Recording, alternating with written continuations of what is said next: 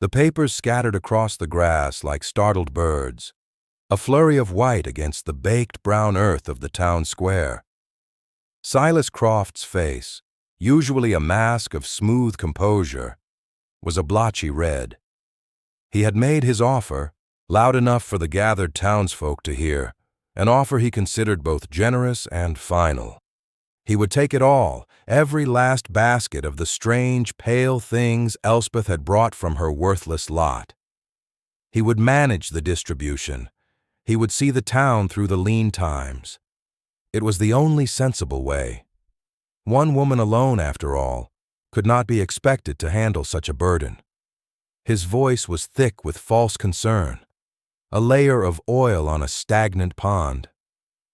Elspeth stood still, her hands clasped loosely in front of her worn dress.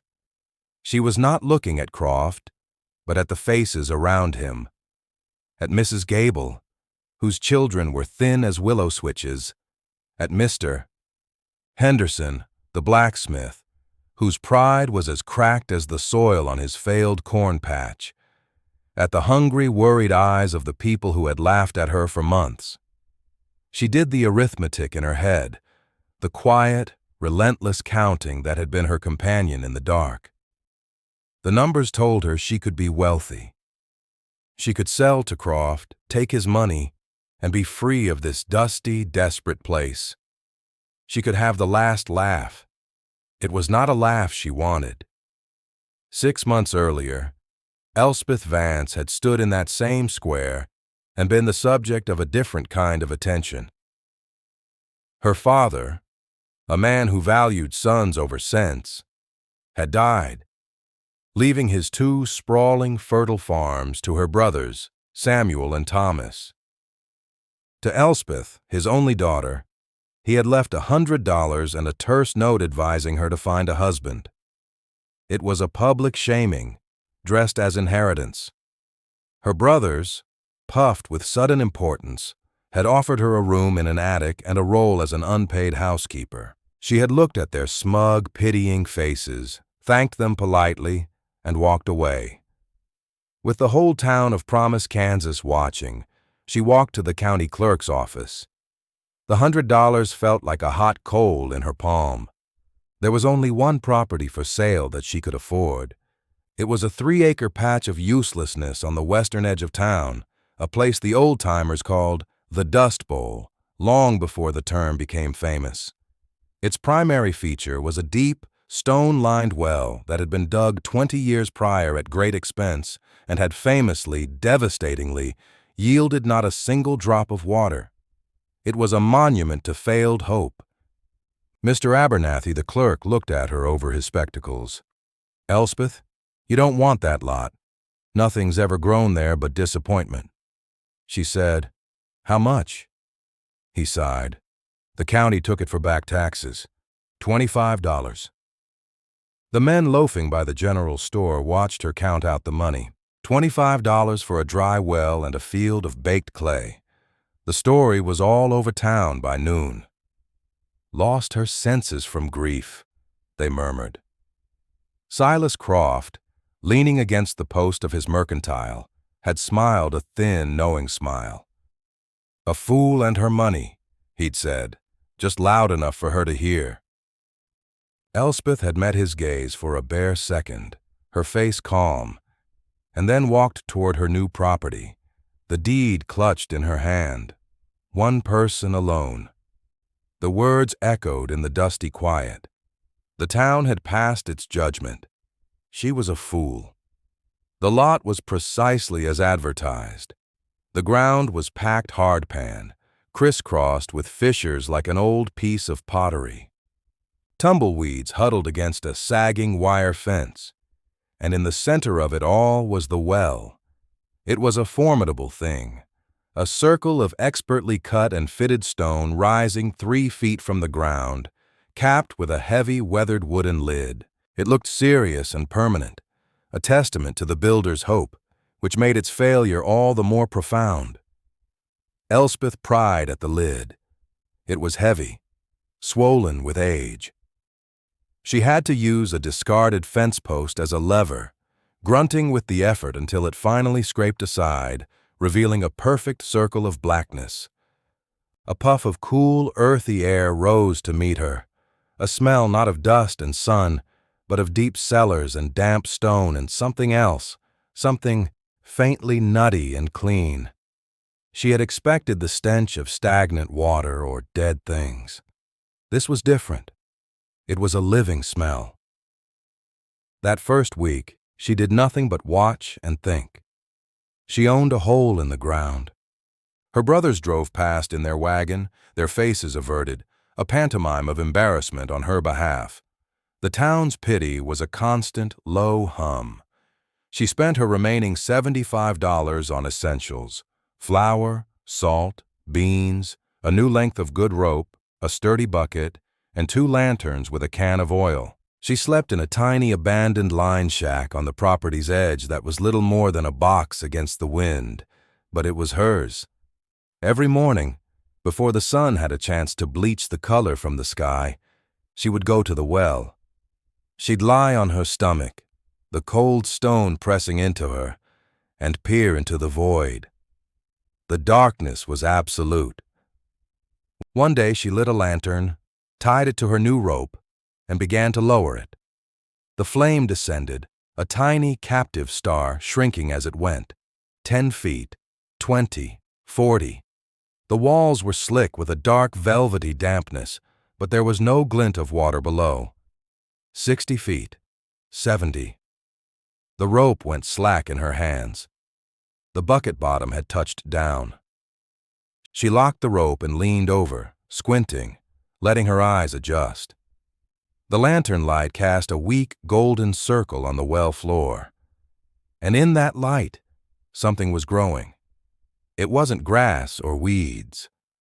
It was a colony of smooth, white, knob-like things, clustered together in dense families. They ranged from the size of a thumbnail to the size of a hen's egg. They seemed to pulse in the flickering light, luminous and strange. They were growing out of the packed earth and crawling up the lower stones of the well wall. She stared, her heart a slow, heavy drum in her chest. She had never seen anything like them. She pulled up the lantern, her mind racing. What grew in absolute darkness, 70 feet below the sun-scorched earth? She lowered the empty bucket, nudged it against one of the larger clusters, and jiggled the rope. A few of the white knobs broke loose and fell into the bucket with a soft, dense thud. Slowly, carefully, she hauled it back up, hand over hand, the weight of it insignificant. But the weight of her hope was immense. She pulled the bucket over the stone rim and looked inside. There, nestled in the dusty bottom, were 3 perfectly round, smooth, heavy white globes. They were cool to the touch. They smelled of the deep earth, of rain on dry stone. They were not a plant. They were not an animal. They were something else entirely. There was only one person in the town of Promise who might know what they were. Mrs. Vogel was a widow from the old country, a woman whose German accent was still thick as molasses after 30 years in Kansas. She lived in a small, tidy house with a garden full of strange-smelling herbs the other townsfolk distrusted. They called her peculiar, but Elspeth had always seen a quiet strength in her, a knowledge that had nothing to do with the price of corn or the politics of the town council. She wrapped one of the white spheres in a cloth, put it in her pocket, and walked to Mrs. Vogel's house. The old woman was on her knees, tending to a patch of feathery dill. She looked up as Elspeth approached, her eyes a startling clear blue in her wrinkled face. "Miss Vance," she said, her voice raspy but kind, "it is a hot day to be walking." Elspeth nodded, her throat suddenly dry. She felt foolish, like a child with a strange rock. "I have a question, Mrs. Vogel. I found something and I don't know what it is." She took the sphere from her pocket and held it out. Mrs. Vogel's eyes widened. She took it from Elspeth's palm, her gnarled fingers surprisingly gentle. She turned it over and over, then brought it to her nose and inhaled deeply. A slow smile spread across her face, a map of wrinkles rearranging itself into an expression of pure delight. "Ah," she breathed. "Where did you find this?" "In my well," Elspeth said quietly. "The dry well." "Mrs." Vogel looked from the sphere to Elspeth's face, her blue eyes sharp and assessing. "The well they all laugh about." "Yes." "And there are more?" "A great many more." The old woman chuckled, a dry rustling sound. "My grandmother, in the Black Forest, she would have called this a blessing from below the ground. We called them Steinknöpfe, stone buttons. They are not for everyone. They are for the patient, for the ones who know how to look in the dark." She looked at Elspeth, her gaze holding a deep and ancient wisdom. "The good things," she said, her accent lending the words a formal gravity, "do not always grow in the sun." She led Elspeth inside, to a kitchen that smelled of caraway and dried apples. She sliced the mushroom thin with a worn paring knife, revealing an interior as white and dense as fresh mozzarella. She melted a knob of butter in a small pan and cooked the slices until they were golden brown. The aroma that filled the small room was extraordinary, rich, nutty, and deeply savory. She gave a piece to Elspeth on the tip of the knife. It was the most delicious thing Elspeth had ever tasted. It tasted of the earth, of hidden riches, of a secret kept safe from the punishing sun. "They are good," Mrs. Vogel said simply. "You must be careful. Harvest the large ones, leave the small. They will grow back. You must feed them." "Feed them?" "Yes, rot. Old leaves, kitchen scraps, spoiled hay. A little water, not too much. You make a good dark tea for them. They will thank you." She patted Elspeth's hand. "You are not a fool, child. You are a farmer. Your field is just deeper than most." Elspeth walked home as the sun began to set, the truth of the old woman's words settling into her bones. The good things do not always grow in the sun. She had a farm, after all. The work began. It was a strange kind of farming, conducted mostly in the cool hours of morning and evening, centered around a hole in the ground. Elspeth became a creature of routine and invention. The first task was to build a better system. The simple rope and bucket were too slow and clumsy. She used the last of her money to buy a second-hand pulley and mounting bracket from Henderson, the blacksmith, who sold it to her cheap with a pitying shake of his head. She mounted it to a heavy timber frame she built over the well mouth, her hands growing rough and calloused from the work. Now she could lower and raise a much larger basket with a smooth cranking motion. The well became her entire world. She learned its moods, the way the air felt coming out of it at different times of day, the subtle shifts in its deep, earthy scent. Following Mrs. Vogel's advice, she began to feed her crop. She gathered spoiled hay from the edges of her brother's fields, collected kitchen scraps from the back of the town's only cafe, and dug up leaf mold from a small shaded copse of cottonwoods a mile away. She mixed this all in a barrel with a little water hauled from the town pump, creating a rich, dark, pungent compost.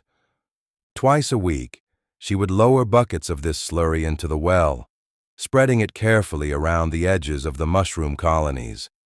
It felt like a mad, secret ritual, this feeding of the darkness. And the darkness responded. The harvest was slow at first, then steady. Every 3 days, she would descend on a makeshift rope ladder she had constructed, a lantern hanging from her belt, and move through the cool, silent world at the bottom of the well. The air was thick with the smell of life. The stone buttons, as she now called them, grew in dense, beautiful clusters. She harvested only the largest, those the size of a fist, twisting them gently from their beds of mycelium. She would fill a basket, ascend back into the blinding Kansas sunlight, and spread her harvest on drying racks she'd built inside the dark, windowless shack. The work was methodical and deeply satisfying. She worked alone, but for a new, silent companion. A boy named Finn, maybe 10 years old, with eyes too big for his face and clothes that were always a little too small, had started appearing at the edge of her property.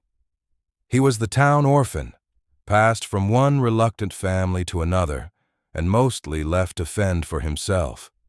He never spoke, but he would sit for hours on a rock, watching her work the winch, his gaze intense and curious. One day Elspeth was struggling to haul a heavy basket of compost. The boy Finn simply walked over, took a hold of the crank handle opposite her, and began to turn. They worked in silence, their shared rhythm a conversation in itself. From then on, he was there every day. He helped her shred the compost, turn the winch, and lay out the drying mushrooms. Elspeth would share her simple lunch with him, and she began to cook the stone buttons for their midday meal. The first time she served him a plate of them, fried in salt pork fat, his eyes went wide. He ate 3 helpings without a word, and a ghost of a smile touched his lips. He had found a place. She was no longer one person alone. She was 2. The mushrooms accumulated, the small shack filled with the rich, nutty scent of them drying on their racks. Basket after basket of the pale, dense fungi sat in the cool dark. Elspeth kept her success like a coal banked low under ash, a secret warmth that was hers alone.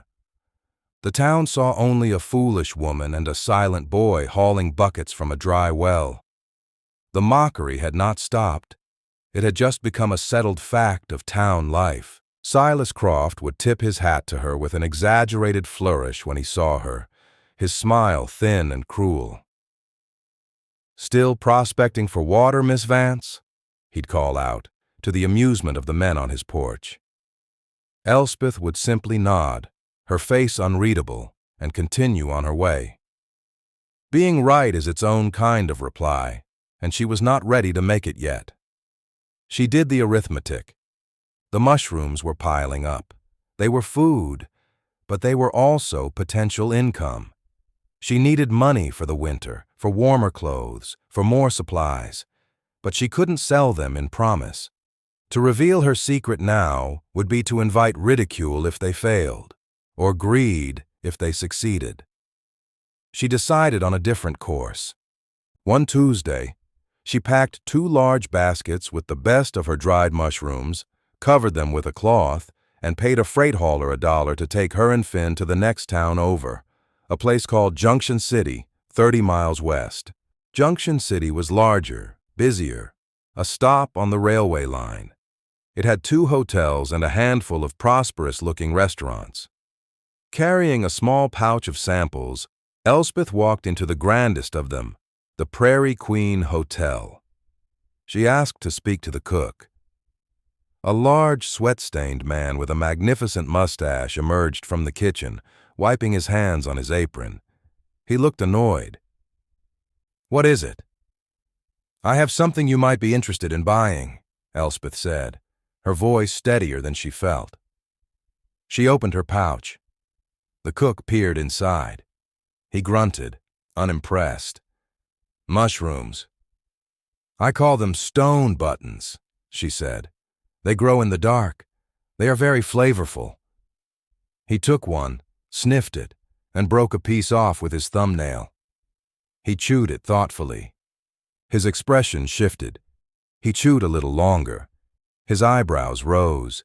He looked from the mushroom to her face, a new respect dawning in his eyes. "Where did you get these?" "I grow them," she said simply. He took another piece. How much you got? 2 full baskets, about 40 pounds, dried. He named a price per pound that made Elspeth's breath catch in her throat. It was more money than she had seen in her entire life. She kept her face calm, nodded, and said, "That seems fair." She and Finn returned to promise that evening with their baskets empty and a heavy purse hidden in the folds of her dress. The weight of the coins was a solid, tangible proof. It had worked. Back home, the whispers continued. Her brothers, hearing of her trip, assumed she'd gone to Junction City to beg for work. The pity in town deepened. They did not yet know that the fool with the dry well was now the wealthiest unmarried woman in the county. Elspeth bought a new dress for herself and new boots for Finn. But otherwise, she lived as she had before, hoarding her resources, banking her secret, and feeding the darkness that was feeding her. By June, the sky had become a stranger. The usual procession of fat white prairie clouds ceased. The sky settled into a high, hard, unforgiving blue that pressed down on the land. The rains of late spring never arrived. At first, it was a worry whispered over fence posts. By July, it was a prayer spoken in church. The sun, which had always been the engine of life in promise, became a tyrant.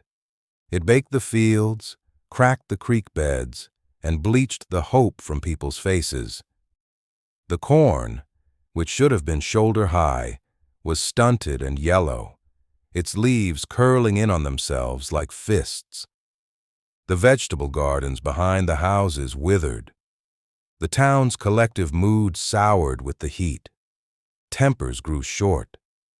The laughter in front of the general store died away, replaced by grim-faced men staring at the brassy sky. Silas Croft, however, seemed to thrive. The drought was good for his business. He owned the town's only grain silo, and as the local crops failed, the value of what he held soared. He began to walk with a new swagger, the master of the town's dwindling future. He would stand on the porch of his mercantile, watching the farmers come in to buy back the very grain he'd bought from them cheap last autumn, and his thin smile was no longer just cruel. It was triumphant. Through it all, Elspeth's routine remained unchanged. The heat that was killing the town could not touch her farm. 70 feet below the ground, the temperature was a constant, cool 55 degrees. The deep earth held its moisture with a stubbornness the topsoil could not match.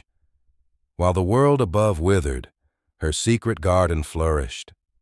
The stone buttons, fed their rich diet of compost, grew with a silent, steady vigor. Her harvests became heavier. The shack was now filled to the rafters with drying racks, and the air inside was thick with their savory perfume. She and Finn worked in their quiet rhythm, two shadows moving against the glare of the sun. She felt a growing sense of dread for her neighbors, but also a deep, quiet hum of security. Her well, the town's symbol of failure, had become an ark. She did the arithmetic again and again, late into the night, the lantern light flickering on her face. She counted baskets. She calculated pounds. She counted the number of families in town. It was no longer the arithmetic of personal survival. It was the math of a coming storm, and she was in its strange, quiet eye. One afternoon, her brother Samuel rode up to her fence line. His face was grim, his horse thin. He didn't dismount. "Elspeth," he said, avoiding her eyes, "the well on my north pasture's gone dry." "I'm sorry to hear that, Samuel. We're having to haul water for the stock. Tom's well is low, too." He looked at her then, at her simple, clean dress, at the sturdy winch over the well, at the quiet boy standing beside her. There was a flicker of confusion in his eyes, a dawning awareness that the picture did not match the story he'd been telling himself. "How are you managing?" he asked, the question laced with a lifetime of condescension he couldn't quite abandon. "We manage," Elspeth said, her voice even. He stared at the wooden lid on her well for a long moment, as if he could will water into it through sheer disbelief. He shook his head, turned his horse, and rode away without another word. It is easier to believe a thing is rotten than to admit you were wrong to mock it. August arrived like the open door of a furnace. The drought was no longer a hardship. It was a catastrophe. The cornfields were graveyards of brown stalks. The pasture grass was gone, leaving behind a scarred, dusty earth. The town pump, once a place for gossip, was now a site of tense rationing. The handle worked from dawn till dusk to bring up a sluggish, muddy trickle. Hunger began to change the town. It hollowed out cheeks and sharpened eyes. Pride, a staple crop in promise, was failing fast. One evening there was a hesitant knock on the shack door. It was Mrs. Gable, a woman who had laughed as loudly as any at Elspeth's folly. In her hand she held an old silver locket. Her face was a mask of shame and desperation. "My children haven't had a proper meal in 2 days," she whispered, her eyes fixed on the floor. "I don't have money, but I have this. It was my mother's. Would you trade for some food?" Elspeth looked at the woman's trembling hand, then back at her face. She felt a surge of pity that had no triumph in it. "Put that away, Mrs. Gable," she said gently. She went into the shack and came back with a small sack of dried mushrooms and a half-dozen fresh ones wrapped in a damp cloth. "Boil the dried ones in a little water to make a broth," she instructed. "Fry the fresh ones. It will be enough." Mrs. Gable stared at the offering, tears welling in her eyes. "But I can't pay you." "There is no charge," Elspeth said. "Feed your children." The woman fled without another word, clutching the sack like the treasure it was. This was the first crack in the dam.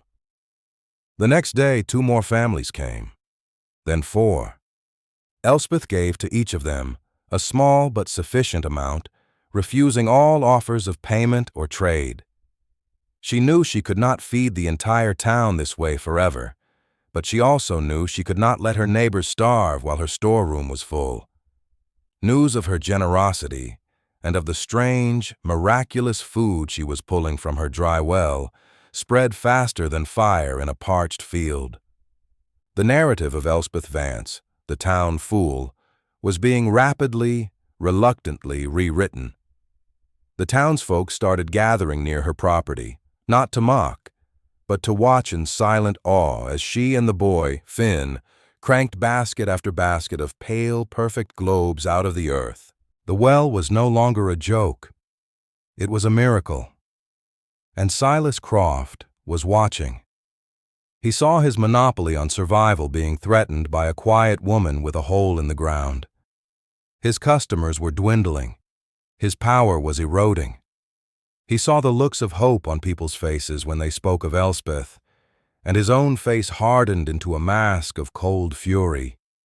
He could not allow it. He would not be undone by a woman who farmed dirt in the dark. His time of condescending amusement was over. It was time to take control.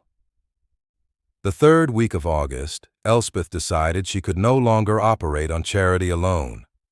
Her stores were vast, but not infinite. The town's need was too great. She loaded a small wagon she'd bought with a dozen large baskets, some filled with fresh stone buttons, others with the dried ones, and with Finn at her side, she drove it to the center of the town square. She set up a small table next to the dusty fountain, the very spot where she had been declared a fool 6 months before. A crowd gathered instantly, drawn by the scent of the mushrooms and the sheer spectacle of the thing. They stared at the mounds of food, their hunger and their astonishment warring on their faces. They had come to laugh at this well, and now they had come to be fed by it. It was the ultimate perception reversal, and the town was reeling. Before anyone could ask a price, Silas Croft's voice cut through the silence. He strode across the square, his boots kicking up dust, two of his hired men flanking him. He stopped before her table, positioning himself between Elspeth and the town. "Miss Vance," he said, his voice dripping with a false paternal warmth, "this is a commendable effort. Truly, a wonderful surprise for us all." He picked up one of the largest mushrooms, weighing it in his hand as if judging a prize hog. "But you are overwhelmed.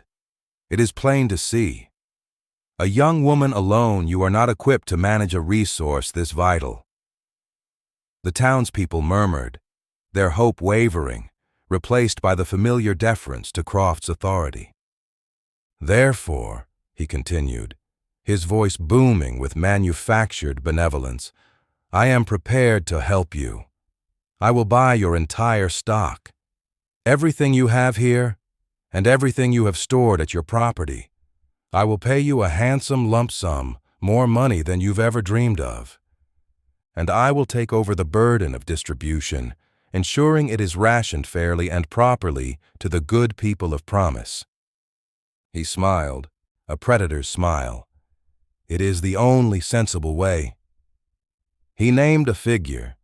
It was a vast sum of money, enough to buy a real farm, enough to leave promise forever and live in comfort. Elspeth saw the flicker of greed and calculation in his eyes. He wasn't trying to help the town. He was trying to corner a new market.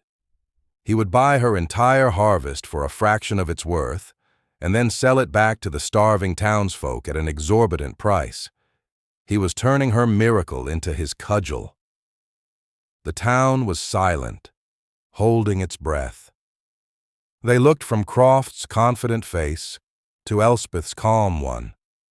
Her choice would determine their fate. She had the power to make herself rich and hand them over to Croft's mercy, or something else. This was the moment, the culmination of all the silent work, the mockery, the patient hope. Elspeth looked past Silas Croft, her gaze sweeping over the anxious faces of the crowd. She saw her brother Samuel standing at the back, his face a mixture of awe and shame. She saw Mrs. Gable, holding her daughter's hand. She saw Mr. Henderson, his powerful arms hanging limp at his sides. These were the people who had scorned her, yes, but they were also her people. Hunger changes a town, and she saw that it had scoured away much of their pride, leaving behind a raw and simple need. She did the arithmetic one last time. Not the math of profit, but the math of community. She thought of Mrs. Vogel's words, "The good things do not always grow in the sun." Perhaps that was true of people, too. Perhaps the best parts of them grew only in the dark times. She finally turned her eyes to Silas Croft. His smile was fixed, expectant. "That is a generous offer, Mr. Croft," she said, her voice clear and carrying in the quiet square. "But I must refuse it." A gasp went through the crowd. Croft's smile faltered. "Refuse? Don't be a fool, girl. This is your one chance." "My chance to do what?" Elspeth asked calmly. "To let you buy my harvest for pennies and sell it back to my neighbors for their last dollar? No, I don't think so." She then turned to the crowd. "I am not giving my food away," she announced. "But I will not see you starve, and I will not see you cheated." She picked up one of the dense white mushrooms. "The price for fresh stone buttons is 5 cents a pound. The price for dried is 20 cents a pound. That is the price for everyone, today and tomorrow and until the rains come." A stunned silence fell over the square, followed by a wave of relieved, joyful chatter. The price was impossibly fair. It was a price for neighbors, not for profit. It was a price that valued survival over wealth. Croft's face contorted in a spasm of rage. He had been publicly outmaneuvered, his greed laid bare for all to see. "This is madness," he sputtered. "You're a child playing at business. You have no idea what you're doing. How many pounds do you even have? You can't possibly supply the whole town." Elspeth met his furious gaze with a quiet, unshakable calm. "I have enough," she said. It was then that Croft made his fatal error. In his fury, he blurted out, "Enough? Don't lie to them. Your shack is full, but it can't be more than 400 pounds dried and maybe 1,000 fresh. It won't last a month." A dead silence fell. Every eye turned to Croft. He froze, the blood draining from his face as he realized what he had said. Elspeth had never told anyone her inventory. She had never let anyone but Finn inside her storage shack. There was only one way he could know those numbers. Mr. Henderson, the blacksmith, took a slow step forward. "How did you know the count, Croft?" he asked, his voice a low rumble. Croft stammered, his composure shattering. I estimated. It was a guess, but no one was buying it." Finn, who had been standing silently by the wagon, suddenly spoke, his voice thin but clear. "He came last night," the boy said, pointing a trembling finger at Croft. "I saw him. He tried the lock on the shack." All at once, the town's anger, born of hunger and fear, found its true target. It was not the strange woman with the well, but the man who had hoarded their grain and then tried to steal their only other hope. The crowd surged forward, not toward Elspeth's table, but toward Silas Croft. He backed away, his face pale with terror, and then turned and fled, the jeers of the townspeople following him like stones. The confrontation in the square broke Silas Croft's power in promise. Shamed and exposed, his greed a public spectacle, he was ruined. People stopped going to his mercantile, preferring to trade amongst themselves for what little they had. He had lost his hold on the town's fear, which was the only real currency he had ever possessed. He was a wealthy man, but he was suddenly, utterly alone. In his place, a new economy was born, centered not on hoarding, but on a 5-cent mushroom. A line formed at Elspeth's wagon, orderly and quiet. People came forward not with the shame of beggars, but with the dignity of customers. They brought their coins, and she and Finn weighed out the mushrooms, basket after basket, until the wagon was empty. That evening, for the first time in weeks, the smell of cooking food drifted from every house in town. It was the smell of hope. The work became a public ritual. Every other day, Elspeth and Finn would haul their harvest to the square, and the town would buy what it needed. The arithmetic had proven true. She had enough. Her deep, dark farm was miraculously abundant. Her brothers came, hats in hand, and stood in line with everyone else. They paid their coins and did not meet her eye, but she saw the shame on their faces had been replaced by a grudging, profound respect. One evening, Mrs. Vogel came to the well as Elspeth and Finn were cleaning their equipment. She carried a loaf of bread, still warm from her oven, studded with chopped stone buttons. She handed it to Elspeth. "The town is eating," she said, her blue eyes twinkling. "The good things, they are growing again, in the dark, and now in the light." A week later, the sky broke. The hard blue sheen gave way to a soft, bruised gray. The first drops of rain fell into the dust, each one leaving a dark circle, and the scent that rose from the thirsty earth was the most beautiful perfume in the world. The townspeople stood in their doorways, their faces turned to the sky, letting the water wash away the dust and the fear.